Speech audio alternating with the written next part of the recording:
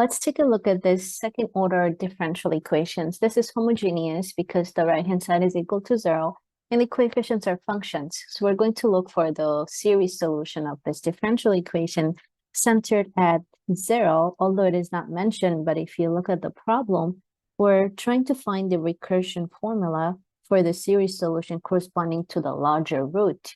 So that means there probably will be two roots to the indicial equation. As we work it out, you'll see that assuming a0 is not 0, and then we're going to write down the first three non-zero terms of this series solution. So we're going to assume that our x0 is 0. So that's our singular point. The reason that's a singular point because when you plug 0 into this function right here, which is the coefficient of our second derivative, we get 0. And that's how you classify a singular point versus an ordinary point. Now, this singular point is a regular singular point. So that's why we can look at the series solution of the form.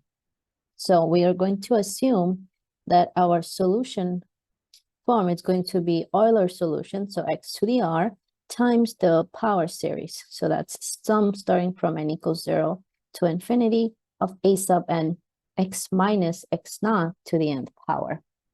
Now, since we're using x naught to be 0, as you can see it here, so we're looking at series solution near the regular singular point. So I can sub that in here, then this will disappear. So our solution form will simplify to just that. Now here we can simplify our solution before we taking its first and second derivative. I can move this inside and combine its power together since they both have same base, which is x. So then our solution form, we're going to assume that it's just y equals the sum starting from 0 to infinity, a sub n x to the power of n plus r. So that is how our solution would look like. Now let's go ahead and take its first derivative and second derivative, and then we plug those sums into our given differential equation. So if this is the solution form, then we know its first derivative. It's going to be using the power rule. We can differentiate term by term. So this is equals to n equals 0 to infinity of n plus r times a sub n. Again, that's treated as a coefficient, x to the power. Now here we're going to subtract 1 from the power. So that would be n plus r minus 1. That's the expression for our first derivative, which means the expression for the second derivative would be the sum starting from n equals 0 to infinity. Now again, we bring down the power, rewrite everything else. So you will have n plus r minus 1 times n plus r times a sub n x to the power of n plus r minus 2. Again, you subtract 1 from the power, as we know power rule from calculus. All right, so these are going to be our expressions that we're going to be subbing in into our differential equations. So we will sub in y double prime right here, and then y prime right here. So that's where these components will go. And y is, of course, right here. We're also going to sub that in there. So we will have, so let's rewrite. So we have 9x squared times y double prime. So that will be the sum from n equals 0 to infinity of n plus r minus 1 times n plus r times a sub n x to the power of n plus r minus 2. So that's for the second derivative. Plus now the second term, we have 9x squared times the first derivative. So that's the expression you see here on the right side. That would be the sum from 0 to infinity of n plus r times a sub n x to the n plus r minus 1. And the last term, it's going to be the following. So you'll have plus 2 times y. Well, y is our assumption right here. So we're going to substitute that in place of y. So you'll have 2 times the sum starting from n equals 0 to infinity of a sub n x to the n plus r, everything equals to 0. All right, so it looks very giant, but be very patient with yourself. It's actually not so bad as you work it out. So let's combine some terms. So here I can move this. As you move this inside the summation, you can adjust the powers of x.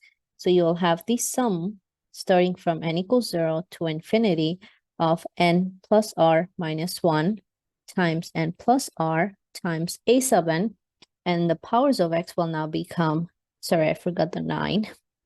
We'll just leave that in the front. And the powers of x will now be n plus r. So plus 2 minus 2, they cancel each other. So as you can see it right here, when you combine the laws of exponents, this 2 and these 2, negative 2, they'll cancel each other. All right, so that's the power of x for the first summation.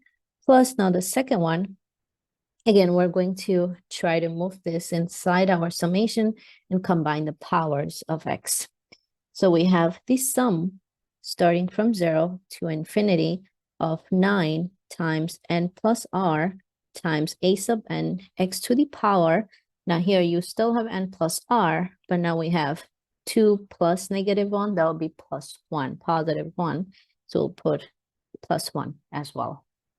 And for the last summation, there is no power to adjust for x. Since there's no x in front of our summation, we just push the 2 inside, so that will give us the following. You'll have the sum starting from 0 to infinity of 2 times a sub n x to the n plus r equals to 0. All right, now to group the sums together into a single summation, we want to make sure they all start in the same place. And also, but since they all do, you also want to make sure that all of the x's have same power. So we want this one, and this one, they all to have same power. They all almost do, except this one right here, the power is n plus r plus 1. So we're going to change that power to n plus r. Now, I'm going to introduce a dummy variable so that we rewrite everything in terms of one variable. So the shifting is easier to catch. So let's use, for the first summation, k equals n. So we're just rewriting it using another dummy variable. N, k, they're all dummies, so you can rewrite it any variable you like. For the second sum, now this is important, we're going to let k equals n plus 1 so that these two pieces can be replaced with k, and then the power will match with the remaining sums we have in our equation. Now, if I do that, I am also going to solve for n, and will simply be k minus 1. So that's for the second summation. The third one, there's nothing to change except replacing all n's with k's. All right, so now we're ready to move forward. So I'm going to go ahead and rewrite the first summation, everything in terms of k. So you have the sum k equals 0 to infinity of 9 times k plus r minus 1 times k plus r times a sub k x to the k plus r. So again, we didn't change much except we introduced a different dummy variable. Plus, now the second one will change a bit. So for the summation, if n starts at 0, so that means if k is equal to n plus 1, that means k will now start at, when n is 0, k will start at 1. So the sum will start at 1, and then if n goes to infinity, k will still go to infinity. So that will still be at infinity. And then here we have 9, and n is k minus 1, so I'm just going to replace that with k minus 1 plus r, and then a sub n, again, n is k minus 1, x to the power of k plus r, as we intended. Plus, now the last term, we have just the sum starting from k equals 0.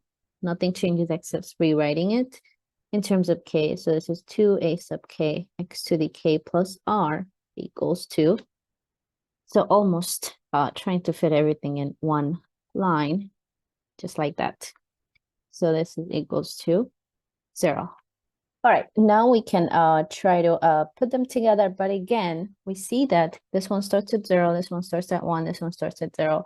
So we want to move the first sum and the second sum one step forward, so that way they all start at 1. So we're going to write out the k equals 0 term for this sum and for this sum, so that way they will start at k equals 1, it will match with the middle one.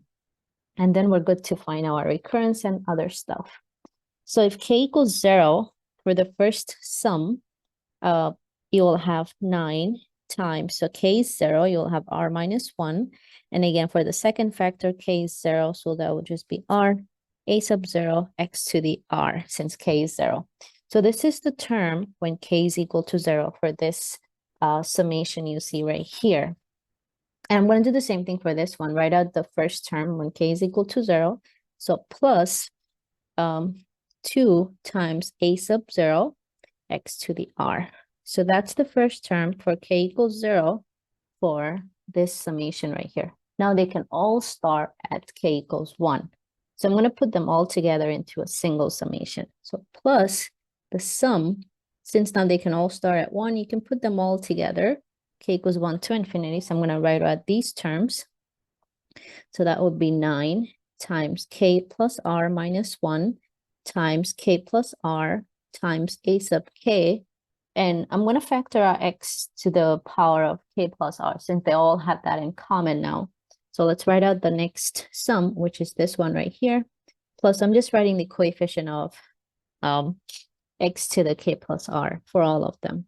So this is 9 times k minus 1 plus r times a sub k minus 1. Again, we're just holding on to x to the power of k plus r. And the last summation, we're going to write 2 times a sub k. And all of this has x to the power of k plus r equals to 0. I hope you can see that. So just giving myself a little bit more room. So this is the same term they all have in common, x to the power of k plus r, everything equals to 0. All right, now let's check this out. So this guys right here, that is your indicial equation. And we're going to find the roots of this equation. We know that a sub 0 is not 0. So if you try to factor out a sub 0 and x to the r, you have the following equation, 9 times r minus 1 times r, and then plus 2. And the next summation right here, this is where you're going to get your recurrence from. So that since we know this has to equal to 0 and all of this has to equal to 0, this will tell us how to find the values for r. So we're going to solve this equation. And then we take what's inside this summation, the coefficient of x to the r, we also set that to 0. So you'll have 9 times k plus r times k plus r minus 1 times a sub k, and then plus 9 times k minus 1 plus r times a sub k minus 1 plus 2 times a sub k equals to 0, because that's the only way all of this will equal to 0. So this will give us the recurrence formula. And this will be the way to find the roots of the initial equation. So let's continue working. Now, we know that a sub 0 is not 0, and x to the r cannot be 0, so we have to set this to 0. So we have 9r times r minus 1 plus 2 equals to 0. So here, to find the roots, we're going to go ahead and distribute 9r. So we will have 9r squared minus 9r plus 2 equals to 0. And then you try to find the roots either by factoring or using the quadratic formula. So this seems like you can actually factor, but feel free to use the quadratic formula if you want to. I think I can factor this as 3r and 3r. Then we can do minus 1 and minus 2. So that seems to work. Yes, this will work. So you will have r is equal to 1/3 and 2/3. So those are the two roots of the initial equation. Let's hold on to those. Now let's get a recurrence formula. So when you're solving for the recurrence formula, you're always solving for the highest subscript. So here we see a sub k happens to be the highest subscript. So we're going to solve for that. So I'm going to go ahead and subtract the middle term to the left-hand side. So you'll have 9 times k plus r times k plus r minus 1 a sub k, and then plus 2 a sub k is equal to negative 9 k minus 1 plus r times a sub k minus 1. And now we can factor out a sub k on the left-hand side. So this will give us 9 times, you could simplify it further, but let's see where this is going. I'm just going to do it as it is. Plus 2 is equal to all of that. So 9 times, negative 9 times k minus 1 plus r times a sub k minus 1. And now we can divide by all of these terms to get a sub k. So we have a sub k is equal to negative 9 over k minus 1 plus r times a sub k minus 1 all over 9 times k plus r times k plus r minus 1 plus 2. So that is our formula for the coefficient, which we call it the recursion formula. Now we're going to use this for, you can find the solutions to both of the roots that we found, but since the question asks us only to find the solution to the larger root, so we're only going to use the one that's larger. So we will be using the r value 2/3. So the larger root, it's going to be, so we have our larger root of the initial equation is r equals 2/3. So let's plug in our value into the recurrence formula we just get. So that will simplify our a sub k a little bit more. So you'll have -9 times k minus 1 plus r. So we're going to sub in the r value in here, and in here. So this would be plus 2/3 times a sub k minus 1 over 9 times k plus r, that's 2/3, times k plus r, that's 2/3, minus 1, and then plus 2. And I forgot to mention this recurrence, we'll start using it starting from k equals 1, 2, 3, and so on, as far as you want. And the reason we're not going to use k equals 0 because of this coefficient right here. All right, so let's simplify this a little bit further so that it looks a little bit more neat to get the coefficient. So this is equal to -9, and I can combine -1 plus 2/3, so that will be k minus 1/3 times a sub k minus 1 all over. Again, we can simplify the denominator a little bit more. So this would be k plus 2/3 times, and then the second factor, k plus, so 2/3 and then minus 1, that's -1/3. So we have -1/3 plus 2. So this is another way you can express your a sub k. I think I want to leave it here and start finding the coefficients. But if you do see something else, I mean, if you can simplify it further algebraically, go ahead and do that. But let's get to a couple of coefficients. So we know a0 is just a sub 0, and we know that's not 0, so we can use that. So if k equals 1, we have a sub 1, which will be -9 times k is 1, so that's 1 minus 1/3 a sub 0 over 9 plus times, so k is 1, so that's 1 plus 2/3 times 1 minus 1/3 plus 2. And then this will simplify to -9 times 2/3 a sub 0 over 9 times 5/3 times 2/3 plus 2. And then you can simplify this further, and you should get -6 a sub 0 over the denominator 10 plus 2, which would give us negative a sub 0 over 2. All right, so that's our coefficient a sub 1 in terms of a sub 0. Let's go for one more. So if k is equal to 2, we will have, so again, using the recurrence above, you have a sub 2 now. This is equal to -9.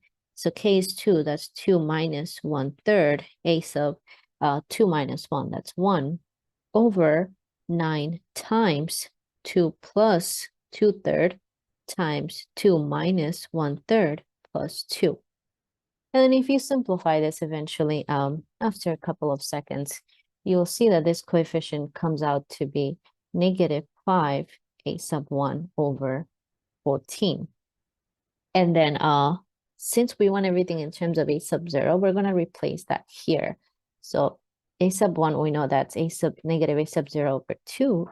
So this is -5 over 14 times negative a sub 0 over 2. And that would simplify this to 5 a sub 0 over 28. So that is our coefficient, a sub 2. So now here's how you're going to write the solution.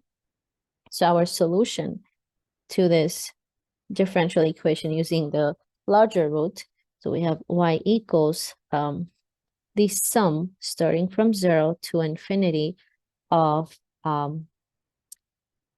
a sub n x to the power of n plus r. Now, since we're using r is equal to 2/3, that was the larger root we found, we can plug that in here in place of r. So you'll have your solution as the sum. Now, I think the better way to do it is to actually just rewrite this way, x to the r times the sum n equals 0 to infinity a sub n x to the n. So that way now you can replace your r right here, which is 2/3, and write out a couple of terms of this summation. So you can write it as x to the 2/3 times, so the first term is a sub 0, plus the second term is a sub 1 x to the 1 power, plus a sub 2 x to the second power, and so on. Now we already know this coefficient. This was just a sub 0, it was non-zero term. This one we just computed above. This one we computed above. Let's plug them in. So this is equal to x to the 2/3 times a sub 0 plus, so a sub 1 here, that's -1 half a sub 0. So you can write this as -1/2 a sub 0 x, and the a sub 2 term that's right here, that's the one we circle, as you can see it right here. So that will be 5 over 28 a sub 0 x to the second power, and so on. So you can feel free to leave your solution right here. This is a good solution. But if you want, you can also factor out a sub 0 since they all have that in common. And if you also want, you can multiply everything by x to the 2/3 to every single term to get another look of the solution. All right, it's a little tedious, but very fun. So try it out on your own. I'll see you all next time.